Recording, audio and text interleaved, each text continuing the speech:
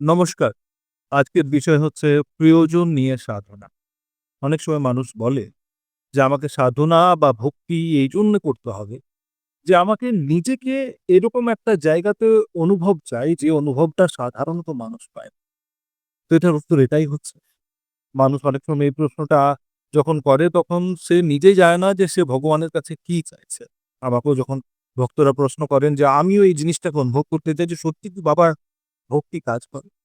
দেখো, ভক্তি, সাধনা এবং ভগবানের সাথে মিলন, এই ৩ টে জিনিসই এক্সপেরিয়েন্স করার জন্য হয় না, যে একটা অনুভব নেব তার জন্য করছি। এটা কোনো মেলা নয়। যে কত সুন্দর লেগেছে, এখন অনেক রিলস ভাইরাল হচ্ছে না?